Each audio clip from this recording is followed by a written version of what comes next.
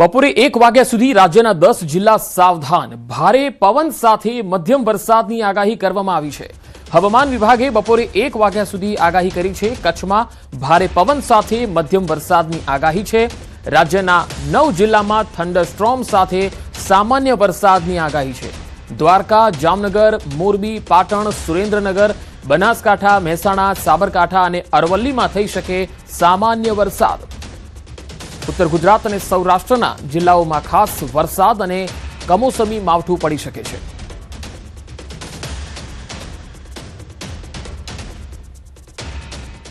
કચ્છના રાપર તાલુકામાં ભારે પવન અને વરસાદને લીધે તૈયાર પાકમાં ભારે નુકસાન પહોંચ્યું છે. કચ્છના રાપરથી આ તસવીરો આવી રહી છે. રાત્રે ભારે પવન અને ગાજવીજ સાથે વરસાદ વરસ્યો હતો, જેના કારણે રાપર તાલુકાના ગ્રામીણ વિસ્તારો અને ખડીર વિસ્તારમાં ગાજવીજ સાથે વરસાદ પડ્યો. ભારે પવન અને વરસાદના પગલે વીજ પુરવઠો ખોરવાઈ ગયો હતો. કમોસમી વરસાદને લીધે જીરું, ઈસબગુલ, એરંડા, ઘઉં, વરિયાળી, અજમા અને રાયડાના તૈયાર પાકને નુકસાન પહોંચ્યું હતું. ભારે વરસાદને લીધે ખરવાડમાં તૈયાર પાકના જીરું અને ઘઉંના થાપડા વિખેરાઈ ગયા. રાત્રે ગાજવીજ સાથે વીજળીના કડાકા ભડાકા વચ્ચે વરસાદ પડ્યો હતો અને માવઠાએ વિનાશ વેર્યો. આ તરફ બનાસકાંઠાના વાતાવરણમાં પણ પલટો આવ્યો. જિલ્લામાં વહેલી સવારથી જ આકાશમાં કાળા ડિબાંગ વાદળો છવાઈ ગયા. બનાસકાંઠામાં ભારે પવન સાથે વરસાદ પડ્યો. કમોસમી વરસાદને લઈને ખેડૂતોમાં ભારે ચિંતા વ્યાપી છે. ખેતરોમાં પડ્યા છે ઘઉંના લણણી કરેલા પાક અને વરસાદથી ઘઉંના પાક પલળી રહ્યા છે. ખેડૂતોના મોઢે આવેલો કોળિયો છીનવાયો છે. ઘઉં, વરિયાળી અને બટાકા જેવા પાકોને મોટું નુકસાન જઈ શકે છે. હજુ પણ વરસાદ આવવાની શક્યતા છે અને ખેડૂતોના જીવ પડીકે બંધાયા છે. તો ઉત્તર ગુજરાતમાં બનાસકાંઠામાં ઘણા વિસ્તારોમાં વાવાઝોડા સાથે ભારે પવન સાથે વરસાદ પડ્યો છે, જેના પગલે ખેડૂતોના મોઢે આવેલો કોળિયો છીનવાયો છે. ઘઉંના પાકને નુકસાન પહોંચ્યું છે. વહેલી સવારથી જ આકાશમાં કાળા ડિબાંગ વાદળો છે. હવે બીજી તસવીર આપણે બતાવીએ. બનાસકાંઠામાં મિની વાવાઝોડાથી લગ્નનો મંડપ ઉડી ગયો. આ તસવીરો જુઓ. કાંકરેજમાં મિની વાવાઝોડાથી મંડપ ઉડી ગયો હતો.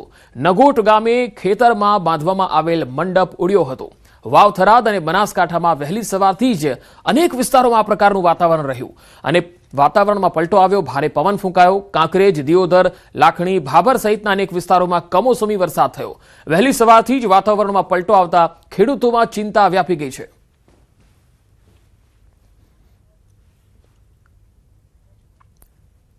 તો સાબરકાંઠામાં પણ વાતાવરણમાં એકાએક પલટો આવી ગયો અને અનેક વિસ્તારોમાં ભારે પવન ફૂંકાયો.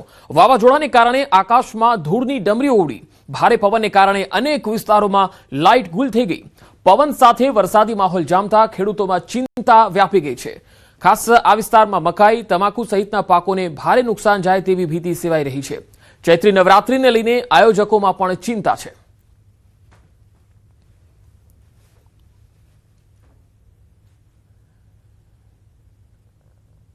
સાબરકાંઠા બાદ હવે વાત અરવલ્લી જિલ્લાની. અરવલ્લી જિલ્લામાં વાતાવરણમાં પલટો આવ્યો. જિલ્લામાં વાદળછાયું વાતાવરણ સર્જાયું. શામળાજી, વાસેરા કંપા વિસ્તારમાં પવન ફૂંકાયા. આકાશમાં કાળા ડિબાંગ વાદળો ઘેરાયા. વહેલી સવારથી જ અચાનક ભારે પવન ફૂંકાયો હતો અને વાતાવરણમાં પલટો આવતા ખેડૂતો ચિંતિત બની ગયા છે.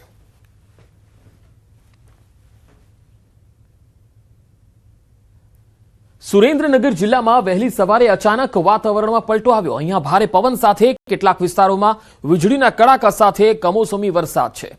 લીંબડી, મૂડીના સરા, ખંપાળિયા સહિતના વિસ્તારોમાં વરસાદ પડ્યો. વાવાઝોડાના કારણે અનેક વિસ્તારોમાં વીજળી ગુલ થઈ ગઈ. જિલ્લામાં અનેક સ્થળો પર વાવાઝોડાને કારણે વૃક્ષો પણ ધરાશાયી થયા. ધ્રાંગધ્રાના ભાર્ગવી સોસાયટીમાં ભારે પવનને કારણે એક વૃક્ષ ધરાશાયી થયું હતું.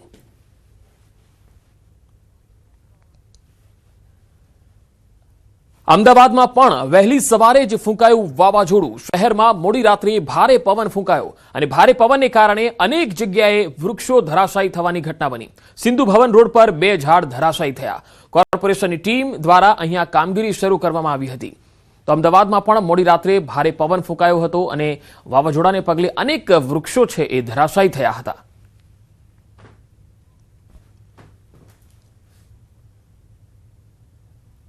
अन्य समाचारों तरफ नजर करिए. वडोदराમાં હિટ એન્ડ રન મામલે પોલીસની કાર્યવાહી. સીસીટીવી ફૂટેજના આધારે પોલીસે કાર્યવાહી કરી છે. સિટી પોલીસે કાર ચાલક નબીરાની ધરપકડ કરી લીધી છે. 29 વર્ષીય આરોપી ધ્રુવ હર્ષદ પટેલે હંકારી હતી બેફામ કાર. પોલીસ નશો કર્યો હતો કે કેમ તેની તપાસ કરાવશે। મેડિકલ ચેકઅપમાં જો નશો કર્યો હશે તો વધુ કલમોનો ઉમેરો પણ થશે। માંડવી ગેટ પાસે આરોપીએ અનેક વાહનોને અડફેટે લીધા હતા। કાર ચાલકે લોકો પર કાર ચઢાવવાનો પણ પ્રયાસ કર્યો। લોકોએ પથ્થરમારો કરી અને કારના કાચ તોડ્યા હતા। લોકોના મારના ભયથી કાર ચાલક સ્થળ પરથી ફરાર થઈ ગયો હતો।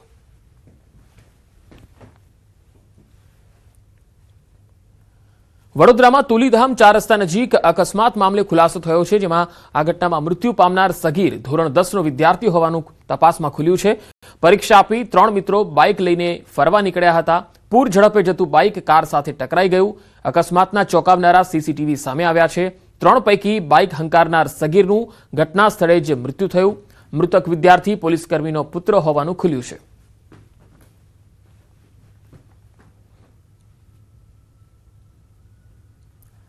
વડોદરામાં જાહેર રસ્તા પર એક મહિલાએ તમાશો કર્યો।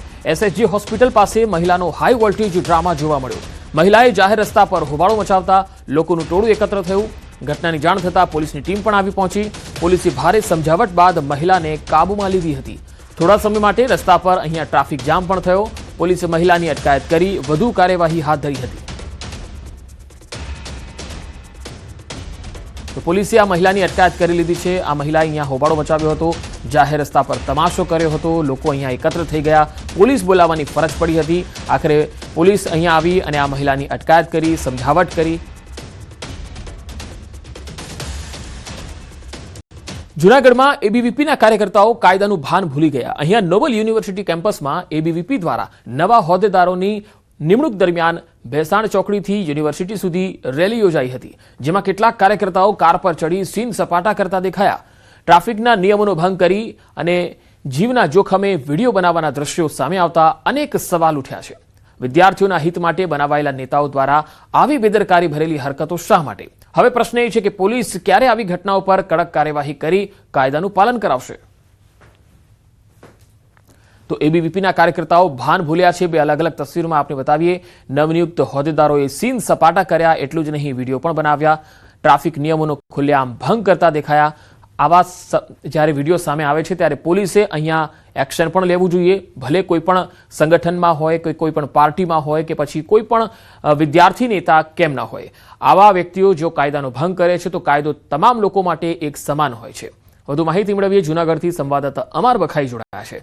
અમર, હવે આ વિડીયો જે સામે આવ્યા છે, સીન સપાટા કરતા લોકો સામે કાર્યવાહી શું થશે? ચોક્કસ પંકજ, કે જે રીતે એબીવીપીના જે કાર્યકર્તાઓ છે તે કાયદાનું ભાન ભૂલ્યા છે। ગઈકાલે જ્યારે નોબલ યુનિવર્સિટીના કેમ્પસમાં જે એબીવીપીના હોદ્દેદારોની જે નિમણૂક હતી અને તે સમયની જે ઘટના છે કે હોદ્દેદારો પોતા વિદ્યાર્થી નેતા થયા પરંતુ કાયદાનું ભાન ભૂલી ગયા છે તે સ્પષ્ટપણે દેખાઈ રહ્યું છે। જ્યારે જોવાનું રહ્યું કે પોલીસ દ્વારા કઈ રીતની કાર્યવાહી કરવામાં આવે છે, શું આ વિદ્યાર્થી નેતાઓને કાયદાનું ભાન કરવામાં આવશે? બીજી તરફ જોવામાં આવે છે કે એક સાથે જે કારનો થપ્પો લગાવી દીધો છે અને તેની ઉપર ચડી અને ચાલુ કારે તે સીન સપાટા કરતા જોવા મળી રહ્યા છે। હાલ આ સમગ્ર વિવાદ શરૂ થયો છે, વિડીયો વાયરલ થયા છે।